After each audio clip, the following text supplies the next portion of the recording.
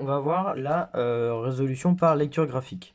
Donc, admettons qu'on ait une équation 3x, x au cube, pardon, moins 4x plus 1 est égal à 0. On ne peut rien en faire.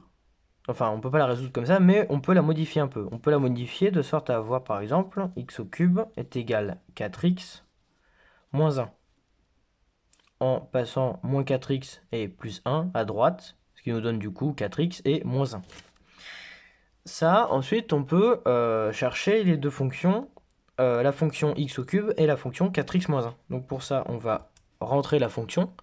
Donc, je reviens, donc quand on allume la calculatrice, bon, c'est là. Hein. Vous faites f de x, ici. Là, vous rentrez votre première fonction, donc x exposant, c'est la petite flèche ici, 3, donc pour dire x au cube. Ensuite, là, vous rentrez 4x moins 1, donc 4x moins 1. Là, ensuite, vous cliquez sur graphe, juste ici, ça va vous tracer votre fonction.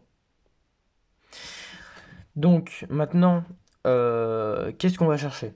On va chercher les points d'intersection. Parce que lorsqu'on a un point d'intersection, ça veut dire que on a nos deux courbes, nos deux fonctions, qui ont le même résultat. Si on prend, on va chercher donc la première intersection. Donc pour ça, on va faire seconde trace pour cliquer sur calcul. Donc ensuite, là, on clique sur 5. Parce que nous, ce qu'on veut, c'est intersection. On peut aussi descendre et faire entrer. Donc là, on va sélectionner. Donc, on va prendre la première, donc celle qui est en haut. Hop, voilà. Donc, on sélectionne sur la première fonction, puis la deuxième. Donc là, ça nous donne une intersection à x est égal à 1,86. Donc on va l'écrire. Hein. Donc S. Alors, je vais la mettre au bout parce qu'il va y en avoir d'autres. 1,86. On va juste prendre 1,86. Donc notre premier résultat, ça va être 1,86. Pourquoi? Parce que lorsque on a comme antécédent 1,86, nos deux fonctions ont le même résultat, en l'occurrence ici 6,44, 32, 23, 4. Bon, on arrondit à 6,44. Mais ce qui va nous intéresser surtout, c'est l'antécédent. Le chiffre pour lequel les deux fonctions sont égales. Et c'est ce qu'on veut, on cherche à savoir quand est-ce que ça c'est égal à ça. Donc on va chercher s'il y a d'autres points d'intersection maintenant. Et on voit qu'on en a un ici et un ici. Donc pour ça on va nouveau faire calcul, intersection. On va sélectionner cette fois-ci un point plus proche de notre prochaine intersection. Je vais peut-être zoomer un peu pour que vous puissiez mieux voir. Hop. Donc, on prend un point plus proche de notre intersection. Pareil sur l'autre fonction. On valide.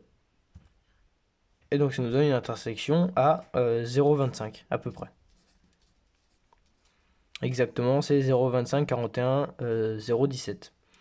Et donc, qu'est-ce que ça veut dire? Ça veut dire que pour un antécédent de 0,25, 41, 0,17, et ben les deux fonctions sont égales et ont comme résultat 0,016, 40, 68. Mais ce qui nous intéresse nous surtout, c'est qu'elles sont égales, et donc que x au cube est égal à 4x plus moins 1. Et donc, on va faire la même chose pour notre dernière intersection, donc seconde calcul, intersection. On va prendre cette fois un point plus proche de notre dernière intersection, là pareil, et ça nous donne moins 2,11. À peu près 2,11, 49, 0,8. On va arrondir à moins 2,11. Moins 2,11. Donc à la limite, pour que ce soit plus simple, commencer par l'intersection la plus faible et de remplir au fur et à mesure. Et voilà. En fait, donc ça vous permet de savoir quand est-ce que cette fonction-là est égale à celle-là. Et donc c'est pratique quand, par exemple, dans ce cas-là, on ne peut pas résoudre l'équation, on fait en sorte d'avoir deux fonctions, on trace les fonctions, on trouve les intersections, et on a une réponse par la lecture graphique à l'équation x au cube moins 4x plus 1 est égal à 0. les solutions de cette équation sont moins 2,1, 0,25 et 1,86.